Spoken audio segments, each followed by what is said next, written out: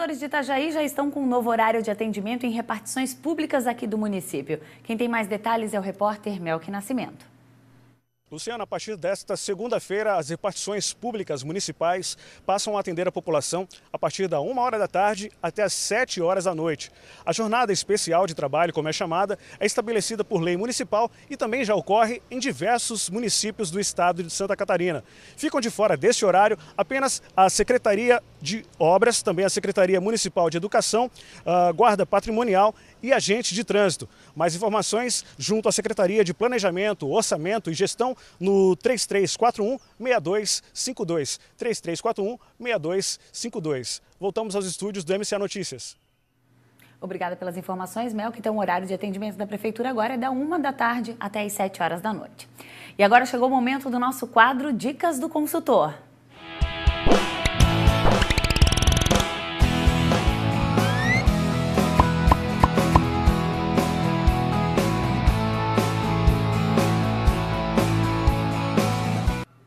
Aqui comigo nos estúdios do MCA Notícias, o nosso consultor Moris Cole. Boa tarde, Moris. Então, hoje a gente vai falar do microempreendedor individual. O que é o MEI? Boa tarde, Luciana. Boa tarde aos que nos assistem na TV MCA. Nós vamos falar sobre microempreendedor individual, né? É importante saber sobre isso, até porque a gente frisa nessa questão, que deixar bem claro para você, o que é o microempreendedor individual.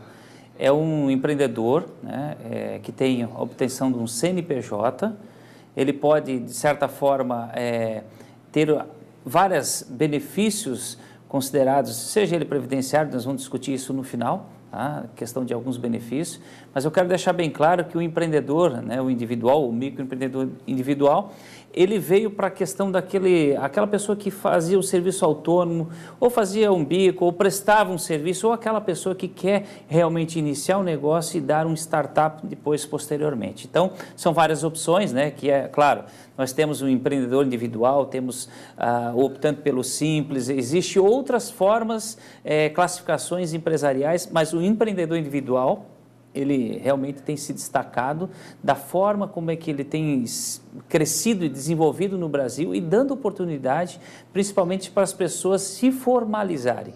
Então, assim, Luciana, é muito interessante isso, né? Um tema bem interessante nos nossos dias. E uma dúvida que eu acho que muita gente em casa deve estar se perguntando: qualquer pessoa pode ser um microempreendedor individual e tem umas taxas para pagar mensalmente? Como é que funciona essa questão? Luciana, existem umas taxas, mas pessoa, né, pessoa física pode sim, desde que ele não esteja em algum contrato social, desde que ele não seja sócio ou administrador de uma empresa.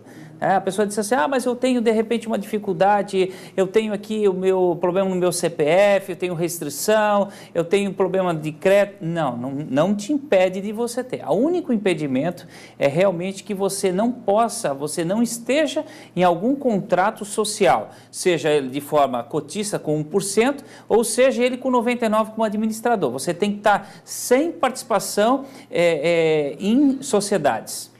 E quais os cuidados que esse empreendedor precisa ter? Luciana, são vários cuidados. O que a gente tem hoje destacar é porque se criou esse programa pelo governo federal, existe mais de 1 milhão já de empreendedores com inadimplente com a Receita Federal. Mas por que isso? Porque realmente o que acontece, Luciana? A gente vê a questão da falta de controle. Então, a primeira coisa que a gente sempre dá uma orientada, ou quem procura pedindo orientação sobre esse assunto, é que ele tem a sua organização, ele está abrindo uma empresa. Ele não está simplesmente somente tendo o CNPJ com ele, se inscrevendo, mas ele está abrindo uma empresa. Então, existem umas responsabilidades. Uma, por exemplo, você fazer uma declaração anualmente na Receita Federal, para que você possa declarar ali o que você faturou e deixando assim bem claro, Luciana, que o empresário ele pode faturar até 5 mil por mês. O que passar disso existe as tributações. Ele pode perder esse regime de tributação especial, então você pode todo mês faturar 5 mil e simplesmente você não declara a Receita Federal mensalmente, mas você faz uma declaração anualmente das suas despesas e das suas receitas. E tem vantagens? Quais são elas de ser um MEI, um microempreendedor individual? Olha, nós temos várias vantagens, né? Uma porque a taxa é barata, a gente diz que o investimento é muito irrisório perto do benefício, né? Por exemplo, o benefício de você se aposentar, o benefício realmente de você aqui que está nos ouvindo e nos assistindo, é bom deixar bem claro para você que essa modalidade do empreendedor individual, ele veio realmente para trazer algumas vantagens, eu acho inúmeras vantagens, eu tenho certeza disso, porque aquele empresário que quer começar o seu negócio, ele disse assim, mas eu não posso pagar isso, não posso pagar contador, não posso pagar um monte de taxas, eu não consigo fazer isso, e é só eu que vou trabalhar. Então, um dos benefícios também é que você pode contratar uma pessoa regularmente pela categoria, registrando ela pelo piso da categoria ou pelo salário mínimo, né? E isso tem algumas observações que devem ser feitas, mas eu deixo para você aqui, que está nos assistindo, que você identifique, procure no portal do empreendedor.com.br, lá você vai ver, né, que são várias maneiras de você se tornar um empreendedor individual. Mas eu quero destacar também algumas coisas, Luciana, que a gente faz, né? Algumas dicas, alguns cuidados que é importante. Porque às vezes eu quero abrir um empreendedor individual, para mim, eu sou um vendedor, eu vendo roupa, então eu quero ter aquela maquininha da Cielo, outras marcas, então eu quero acabar passando o débito, o crédito. E às vezes você não se atém ao detalhe que você pode faturar até R$5.000 por mês. E às vezes aquela maquininha você vai e acaba faturando 10 mil. E eu deixo isso bem expresso, né, um comunicado a você importante, isso é uma dica, é um alerta, porque o que você declarar, que você passar na máquina do débito, do crédito, automaticamente todas as operadoras são obrigadas a informar o governo federal. Então, se você não tenta dizer, mas não tem controle, existe o controle sim. Então, se você quer uma dica aqui nessa tarde, é que você possa faturar o teu limite. Se você vai aumentar ou vai crescer mais a tua empresa, eu espero que você desenvolva nisso, com certeza você vire uma empresa de pequeno, de médio e de grande porte, mas tudo começa realmente em etapas, em passos. Então você faça conforme existe a legislação. Não tenta lubriar, não tenta passar e dizer, eu vou fazer, mas depois a gente vai ver. Não.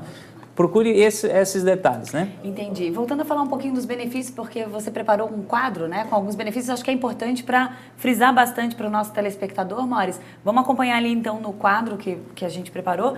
Então, queria que você comentasse um pouquinho desses benefícios, para a gente deixar bem enfatizado aí para os nossos telespectadores. Luciana, são vários benefícios. Eu separei alguns ali que dão destaque, né, como cobertura previdenciária. Significa o seguinte, se você está prestando um serviço como autônomo, a partir do momento que você formaliza o teu negócio, você tem um CNPJ e você está coberto pela Previdência Social. Se houver um afastamento, se houver um problema de licença, maternidade, tudo isso você tem a garantia pelo governo federal através da sua atualização, através da sua cobertura que você está pagando mensalmente. O acesso ao microcrédito, o governo do estado de Santa Catarina, ele criou um programa de juros zero. Esse juros zero significa que o empreendedor ele tem direito a usufruir um benefício de R$3.000. Juros zero significa que são 8 meses, se ele pagar as 7 em dia, a 8ª prestação ele não paga. Então, quer dizer, é juros zero, dando um incentivo a ele no começo do seu negócio. Outra a questão é redução da carga tributária. Então, essa questão, se você perceber, Luciana, até 5 mil você não tem a questão da tributação, aquelas alíquotas que uma empresa normal, uma empresa MPE, uma empresa de médio ou de grande porte, ele pode faturar até R$5.000 que ele está isento da questão dos tributos. Formalização do negócio, é importante isso porque o que nós deixamos assim bem claro? Você vai comprar um produto ou um serviço, você tem condições de emitir pelo teu CNPJ. Isso significa organização do teu empreendimento. Você começa já, Luciana, a se organizar de certa forma para que nós possamos realmente aos passos crescer, desenvolver e principalmente para que você tenha o teu negócio na tua mão. Tá? Outro detalhe que a gente colocou ali na tela, eu queria que voltasse ali rapidamente o último item, que seria a contratação de um funcionário. Esse é importante destacar porque, às vezes, o empreendedor ele quer contratar 3, 4 e ele não pode. Ele pode contratar uma pessoa. É bem declarado isso. Se você contratar mais de uma, automaticamente você vai ser excluído desse regime. Então, você pode contratar, além da sua mão de obra, você pode contratar mais um, com questão de...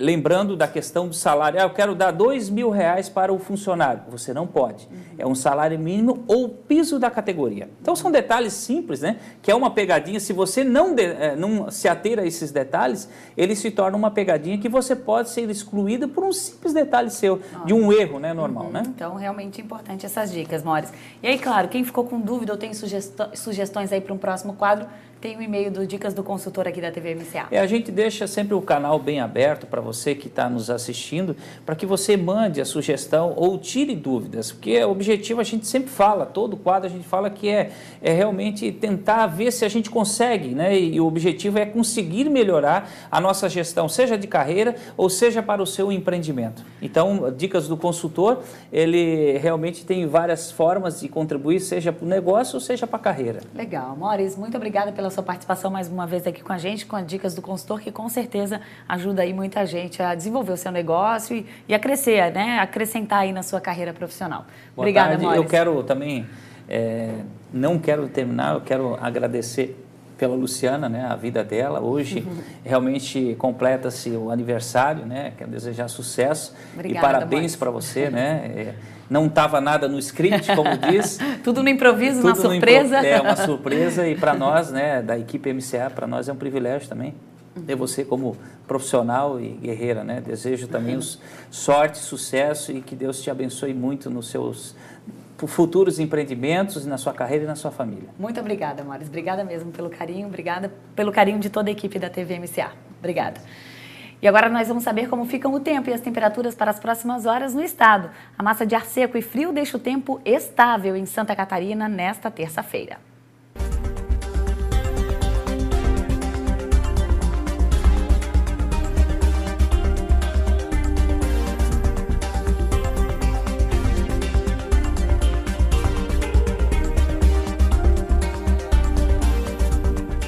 Nessa terça-feira, uma massa de ar frio e seco influencia o tempo em Santa Catarina. Nas imagens do amanhecer, observamos que o sol brilhou logo cedo. E assim deve ser ao longo do dia. Só destaco que devemos ter um aumento de nuvens, mas sem chance de chuva. Quanto às temperaturas, ficam típicas da estação. Tivemos um amanhecer frio, mas ao longo do dia ficam mais agradáveis. Para hoje, em Itajaí, região, a máxima não passa dos 23 graus. Amanhã, diminui a quantidade de nuvens e o sol continua dando ar da graça. A variação de temperatura fica entre os 15 e 24 graus. Nas demais regiões do estado, terça-feira também ensolarada. No oeste catarinense, inclusive, as temperaturas sobem mais um pouco. Em Chapecó, a mínima prevista para essa terça-feira é de 13, a máxima de 26 graus. Em Lages, na Serra Catarinense, um pouco mais frio. A mínima prevista é de 11 graus para essa terça-feira. A gente vai para mais um rápido intervalo e já voltamos com as notícias do esporte. Até já!